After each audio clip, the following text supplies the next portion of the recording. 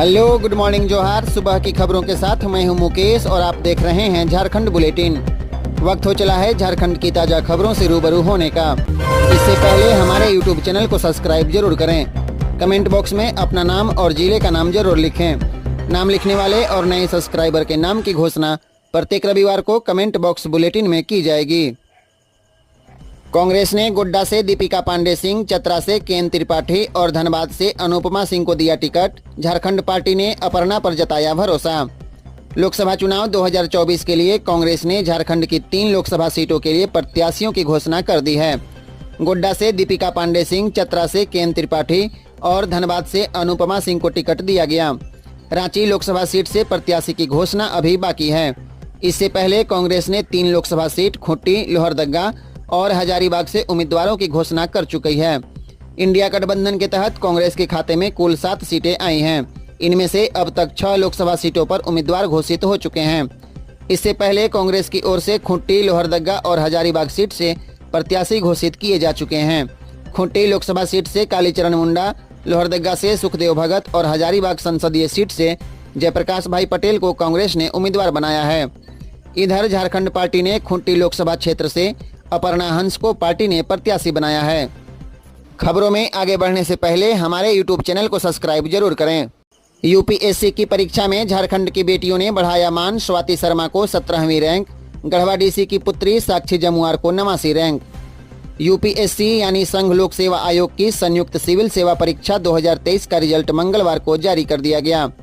इस परीक्षा में झारखंड की बेटियों ने सफलता के झंडे लहराए हैं। स्वाति शर्मा को 17वीं रैंक आई है। वहीं गढ़वा जिले के डीसी शेखर जमुआर की पुत्री साक्षी जमुआर को यूपीएससी में 89वीं रैंक हासिल हुई है। इस परीक्षा में आदित्य श्रीवास्तव ने टॉप किया है। अनिमेश प्रधान को 2री रैंक, डोनरू अनन्या रेड्डी को 3री रैंक, पीके सिद्धार्थ राम कुमार को 4थी रैंक और 5वीं रैंक रूहानी को आई है। झारखंड की एक और बिटिया ने सफलता हासिल की। कालिका नगर मानगोवासी पूर्व थल सैनिक सीएमपी संजय शर्मा की पुत्री स्वाति शर्मा को 17वीं रैंक आई है। रांची में 9 ठिकानों पर ईडी की रेड। जमीन घोटाले से जुड़ा है मामला। झारखंड मुक्ति मोर्चा नेता के घर भी दबिश, जांच जारी। राजधानी रांची में ईडी ने एक बार फिर दबिश दी है। जानकारी के मुताबिक 9 जगहों पर छापेमारी चल रही है। इसमें से एक ठिकाना झारखंड मुक्ति मोर्चा के नेता अंतु तिर्की का भी है। सुबह 6 बजे से छापेमारी शुरू हुई है। सूचना के मुताबिक ईडी की अलग अलग टीमें रांची के तूपुदाना, बरियातू, मोरहाबादी और पंडरा इलाके में छापेमारी कर रही है। झारखंड मुक्ति मोर्चा के नेता अंतु तिर्की के बरियातू स्थित आवास पर ईडी की टीम जांच कर रही है। बताया जा रहा है कि आज की रेड जमीन घोटाले से जुड़ी है। इस मामले में पूर्व मुख्यमंत्री हेमंत सोरेन की गिरफ्तारी हो चुकी है। ईडी ने पूछताछ भी की है। हाल ही में ईडी इसी केस में जमीन दलाल सद्दाम को गिरफ्तार किया था। उससे पूछताछ के बाद उसके बयान के आधार पर नए सिरे से छापेमारी की जा रही है। झारखंड मुक्ति मोर्चा के केंद्रीय समिति में शामिल अंतु तिर्की पार्टी में लंबे समय से जुड़े हुए हैं। लोकसभा चुनाव में रैली, हेलीकॉप्टर, विमान उतारने की डीसी देंगी अनुमति। वाहन, नुक्कड़ सभा के लिए एआरओ से संपर्क करें। लोकसभा चुनाव के दौरान रैली, जुलूस सभा, नुक्कड़ सभा, वाहनों के उपयोग, ध्वनि यंत्र, हेलीपैड के लिए प्रत्याशियों और राजनीतिक दलों को सुविधा पोर्टल के माध्यम से आवेदन करना होगा। उम्मीदवारों और राजनीतिक दलों को 48 घंटे पहले ऑनलाइन अथवा ऑफलाइन आवेदन करना होगा। ऐसा नहीं करने पर उनके आवेदन पर विचार नहीं होगा। ऑनलाइन आवेदन के लिए सुविधा पोर्टल suvidha.eci.gov.in के होम पेज पर कैंडिडेट लॉगिन में जाकर आवेदन कर सकते हैं। प्रत्याशी अपने मोबाइल पर प्ले स्टोर से सुविधा ऐप लोड कर विभिन्न अनुमति संबंधी ऑनलाइन आवेदन किया जा सकता है। ऑफलाइन के लिए संबंधित विधानसभा के एआरओ कार्यालय में आवेदन करना होगा। दस्तावेजों की जाँच कर सुविधा पोर्टल पर अपलोड किया जाएगा। पलामू के भाजपा नेता पर दरिंदगी का आरोप। नानी घर में रहती है पीड़िता, महुआ चुनकर लौट रही थी। आरोपी ने घर में ले जाकर किया है अमानत। पलामू के मनातू थाना क्षेत्र में भाजपा नेता ने एक छात्रा के साथ दरिंदगी की घटना को अंजाम दिया है। आरोपी सत्येंद्र यादव भाजपा का मनातू मंडल अध्यक्ष है। घटना सामने आने के बाद से सत्येंद्र यादव फरार है। वहीं भारतीय जनता पार्टी के जिलाध्यक्ष ने सत्येंद्र यादव को मंडल अध्यक्ष के पद से हटा दिया। इस संबंध में पीड़िता के बयान पर मनातू थाना में भाजपा नेता सत्येंद्र यादव पर नामजद एफआईआर दर्ज किया गया है। पीड़िता अपनी नानी के घर रहती है। रविवार की सुबह वह महुआ चुनने गई थी। महुआ चुनने के बाद वापस लौट रही थी तो सत्येंद्र यादव ने उसे बुलाया और कहा कि मां किसी काम से बुला रही है। सत्येंद्र की मां से मिलने गई पीड़िता तो उसके घर में ही उसके साथ भाजपा नेता ने घटना को अंजाम दिया। भाजपा जिलाध्यक्ष अमित तिवारी ने कहा कि इसकी जांच होने तक सत्येंद्र यादव को मंडल अध्यक्ष के पद से हटा दिया गया है। कार्रवाई की जानकारी पार्टी के प्रदेश अध्यक्ष और प्रदेश संगठन मंत्री को भी दे दिया गया है। गढ़वा में झारखंड मुक्ति मोर्चा के इन दो नेताओं पर दर्ज हुई प्राथमिकी, जाने क्या है पूरा मामला। झारखंड मुक्ति मोर्चा नेता और पूर्व विधायक अनंत प्रताप देव उर्फ छोटे राजा और ताहिर अंसारी पर आदर्श चुनाव आचार संहिता उल्लंघन का केस दर्ज हुआ है। इस संबंध में धुर्की थाने में दोनों नेताओं के साथ कई अन्य अज्ञात लोगों पर केस दर्ज किया गया है। इस संबंध में धुर्की वीडियो जुल्फिकार अंसारी ने दोनों नेताओं पर एफआईआर दर्ज कराई। दोनों नेताओं और उनके समर्थक अज्ञात लोगों पर बिना अनुमति के सरकारी स्थल पर सभा करने का आरोप है। उपरोक्त लोगों पर आदर्श चुनाव आचार संहिता लागू रहने के दौरान धुर्की वन परिसर में स्थित सरकारी डाक बंगला में बगैर अनुमति के उलगुलान महारैली से संबंधित बैठक करने का आरोप है। इसके तहत मंगलवार को धुर्की थाने में मामला दर्ज किया गया है। विकास पानी में बह रहा, सीएम आवास के सामने पुलिस क्वार्टर परिसर में 15 दिनों से भरा है पानी। बच्चों का स्कूल जाना बंद, बुजुर्ग बेड से नहीं उतर रहे। अफसर भी रांची को रमणीक बनाने का दावा करते हैं, लेकिन विकास की सच्चाई देखनी हो तो कांके रोड स्थित पुलिस लाइन में जरूर जाइए। मुख्यमंत्री आवास के सामने स्थित पुलिस लाइन में आने पर आपको विकास पानी में बहता हुआ दिखेगा। दरअसल न्यू पुलिस लाइन में स्थित क्वार्टरों में करीब 30 परिवार वर्षों से रह रहे हैं। इन क्वार्टरों के बाथरूम और किचन से निकलने वाला पानी उसी परिसर में जमा होता है। पिछले दिनों हुई बारिश का पानी भी क्वार्टर परिसर में भरा हुआ है। हालात ऐसे हो गए हैं कि पिछले 15 दिनों से पुलिस लाइन परिसर पूरी तरह जलमग्न हो गया। बच्चों का स्कूल जाना बंद हो गया और बुजुर्ग अपने बेड से उतरना नहीं चाहते। नौकरी करने वाले अपने जूते हाथ में लेकर परिसर से बाहर निकलते हैं। बड़े वाहनों का रिंग रोड से होगा परिचालन। अपर बाजार के रास्ते शहीद चौक तक कल से 2 दिन वाहनों की नो एंट्री। रांची में रामनवमी को लेकर 3 दिनों के लिए शहर के ट्रैफिक रूट में बदलाव किया गया है।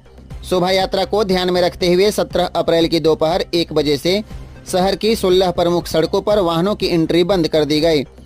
विभिन्न अखाड़ों से निकलने वाली झांकियों के दौरान यातायात व्यवस्था में किसी प्रकार की परेशानी न हो, इसलिए मंगलवार शाम 4 से बुधवार सुबह 6 बजे तक शहर में बड़े वाहनों के प्रवेश पर पूरी तरह से रोक है।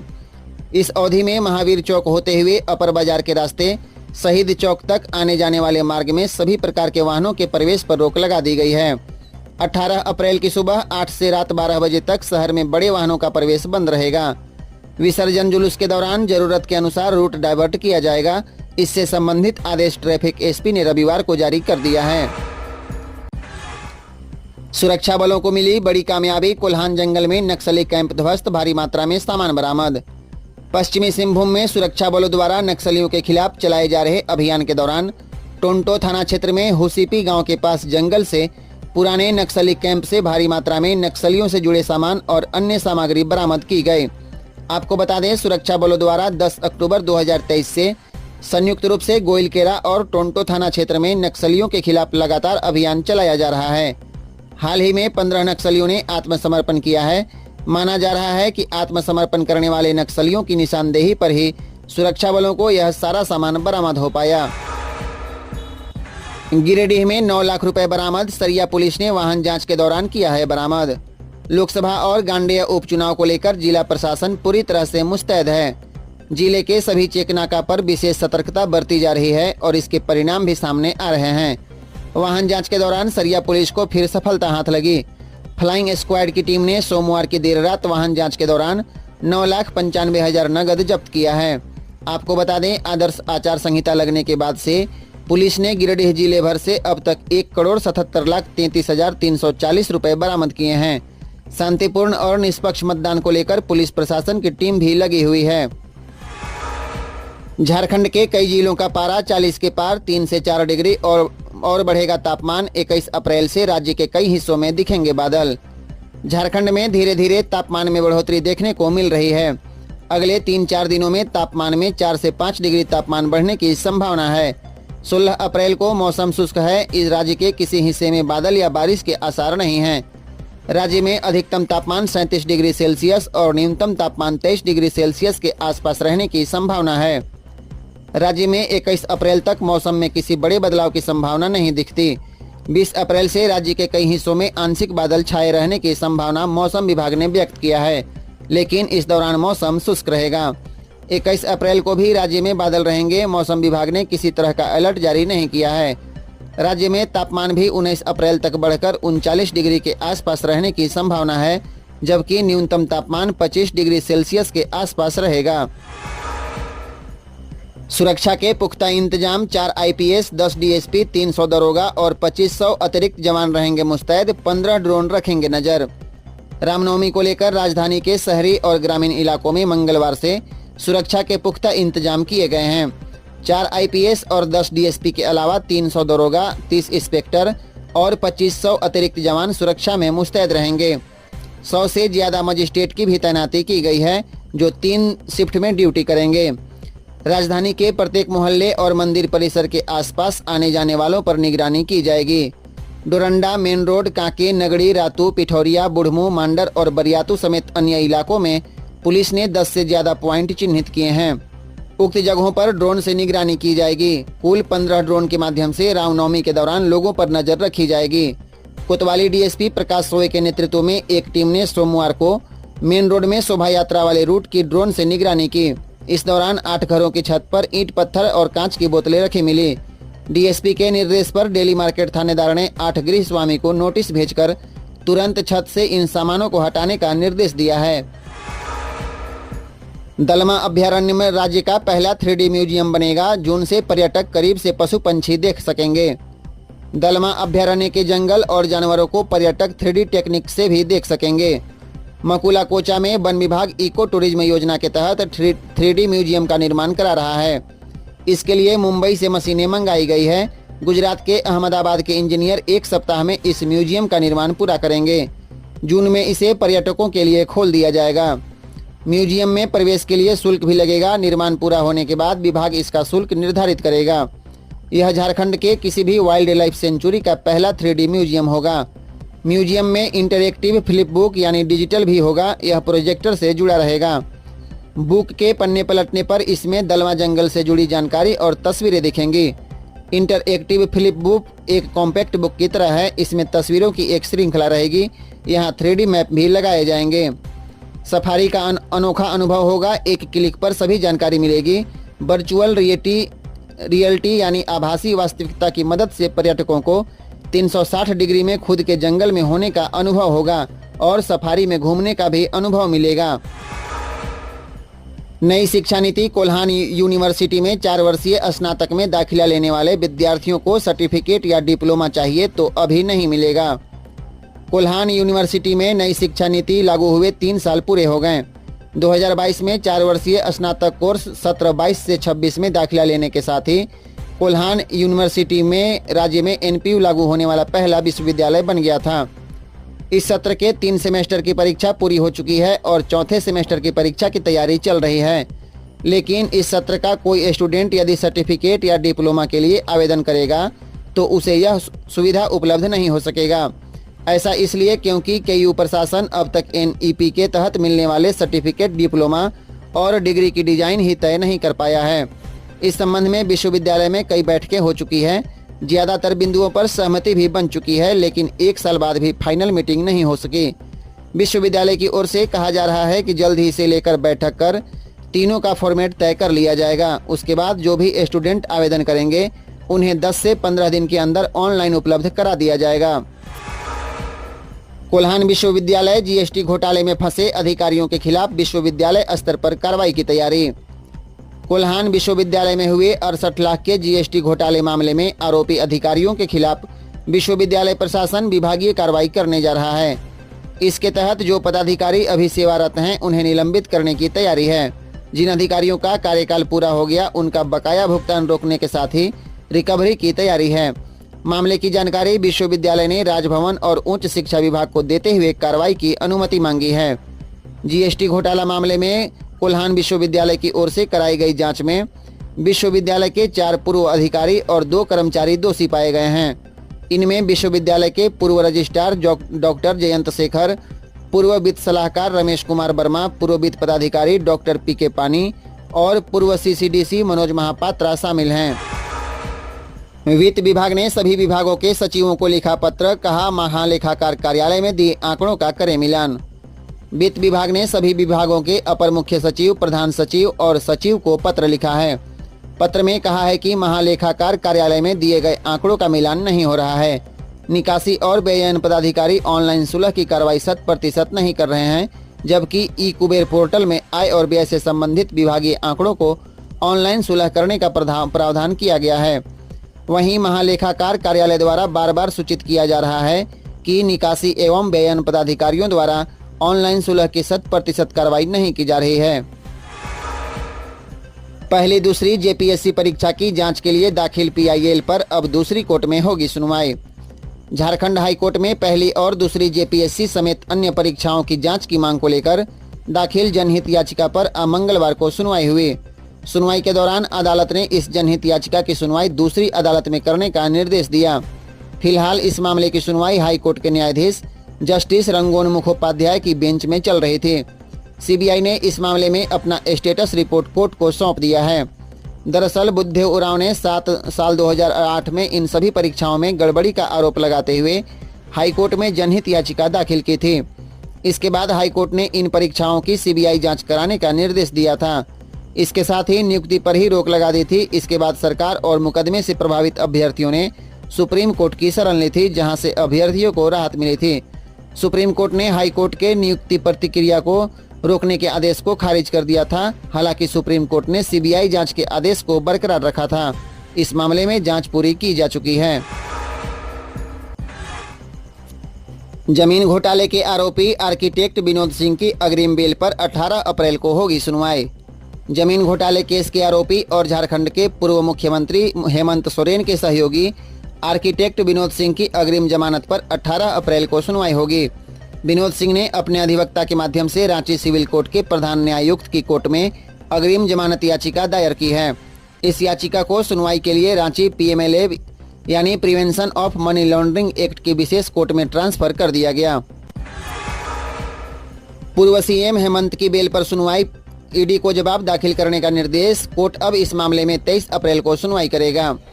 झारखंड के पूर्व मुख्यमंत्री हेमंत सोरेन की जमानत याचिका पर मंगलवार को रांची पीएमएलए यानी prevention of money laundering act की विशेष कोर्ट में सुनवाई हुई।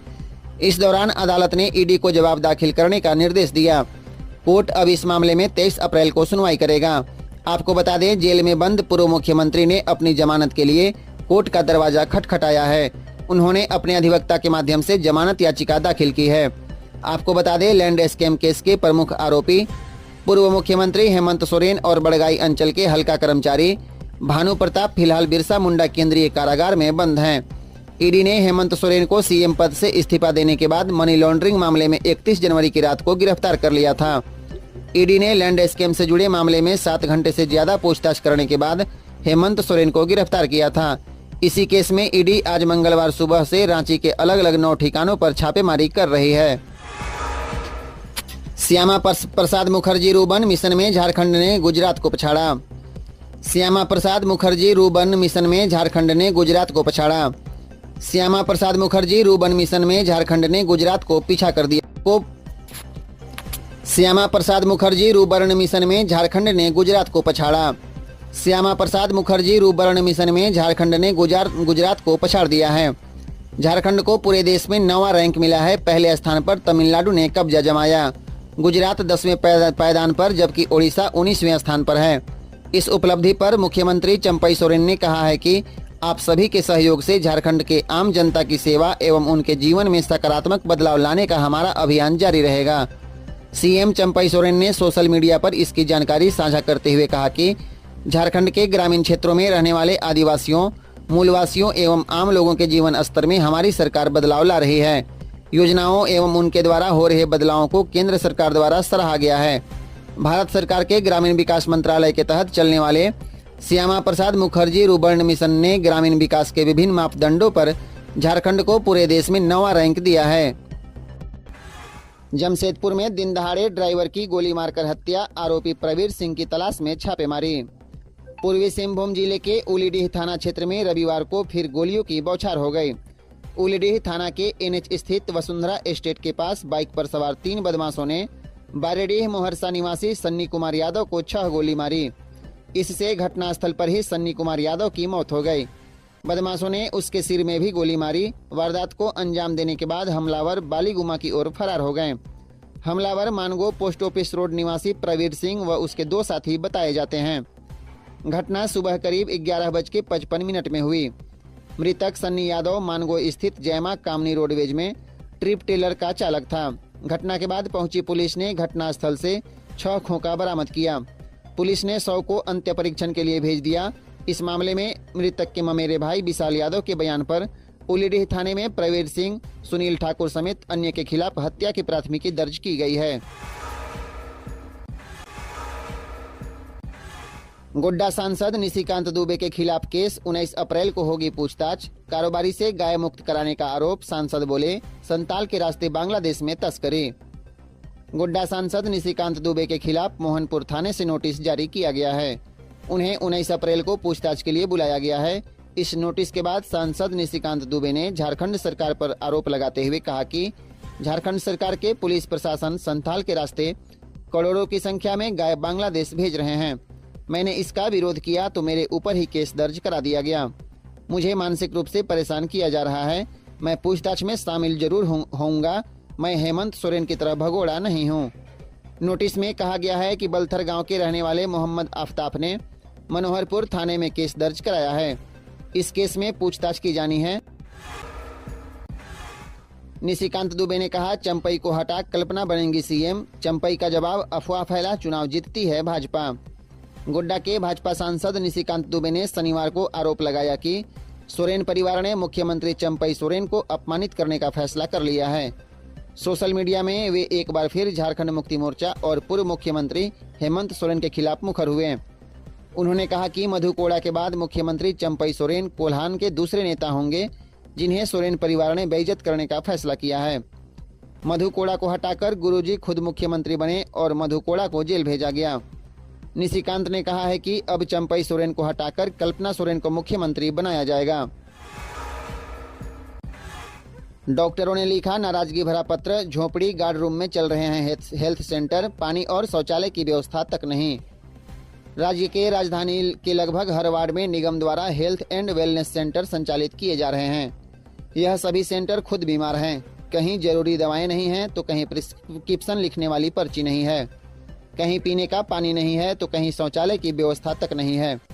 इन सेंटर में दिन में मरीज इलाज कराने आते हैं और कई बार बकझक होती है। गार्ड की ड्यूटी सुबह होनी चाहिए लेकिन रात में उसकी ड्यूटी लगाई गई है ताकि बंद पड़े सेंटर में चोरी न हो। अधिकांश सेंटर एक कमरे में चलाए जा रहे हैं। कहीं भी मूलभूत सुविधाएं नहीं है। बार बार सुविधाओं की मांग करने वाले चिकित्सकों ने थक हार कर अब नगर निगम के प्रशासक को पत्र लिखा है। शहर के व्यापारी को टारगेट करने पहुंचे 4 पेशेवर अपराधी, 3 देसी कट्टा के साथ 9 गोली बरामद। बड़ी घटना को अंजाम देने की फिराक में अपराधी थे। गुमला में अपराधी कारोबारियों को निशाना बना रहे हैं। व्यापारी को टारगेट करने पहुंचे 4 पेशेवर अपराधियों को पुलिस ने गिरफ्तार कर लिया। अपराधियों की गिरफ्तारी से शहर में एक बड़ी वारदात टल गई। शनिवार की देर रात शहर के अत्यंत रिहायशी इलाका पटेल चौक से हुई है। रात होने के बाद पटेल चौक पर शहर के कई बड़े व्यापारियों का आवाजाही होते रहता है। गिरफ्तार अपराधियों ने बताया कि वह कारोबारी को निशाना बनाने के इरादे से पहुंचे थे। गिरफ्तार अपराधियों में 25 वर्षीय मुन्ना साहू ग्राम चपका, 20 वर्षीय सूरज कुमार सिंह ग्राम चपका, 25 वर्षीय शुभम कुमार ग्राम चपका और 25 वर्षीय बबलू शाह ग्राम बड़काडीह सभी थाना घाघरा जिला गुमला के शामिल हैं। हाईकोर्ट ने सीबीआई से पूछा, सांसदों और विधायकों के आपराधिक मामलों की स्थिति क्या है। झारखंड हाईकोर्ट ने सीबीआई से पूछा है कि झारखंड के विधायक और सांसद से जुड़े केस में सुनवाई में देर क्यों हो रही है। अदालत ने शुक्रवार को सीबीआई को यह बताने का निर्देश दिया कि राज्य के एमपी एमएलए के खिलाफ चल रहे मुकदमों में ट्रायल की स्थिति क्या है। इसके साथ ही जिन मामलों में ट्रायल चल रहा है उसमें देर क्यों हो रही है। अदालत ने यह भी बताने को कहा है कि अब तक राज्य के कितने एमएलए और एमपी के विरुद्ध ट्रायल पूरा हो चुका और कितनों के विरुद्ध ट्रायल बचा हुआ है। अदालत ने सभी बिंदुओं पर सीबीआई को 16 अप्रैल तक जवाब दाखिल करने का निर्देश दिया है। दरअसल कुछ वर्ष पूर्व सुप्रीम कोर्ट ने देश के सभी हाई कोर्ट को राजनेताओं के खिलाफ दर्ज आपराधिक मामलों के त्वरित निष्पादन के लिए दिशा निर्देश दिए थे। सुप्रीम कोर्ट के उस आदेश के आलोक में झारखंड हाई कोर्ट ने स्वतः संज्ञान लिया, जिसे जनहित याचिका में तब्दील कर सुनवाई की जा रही है।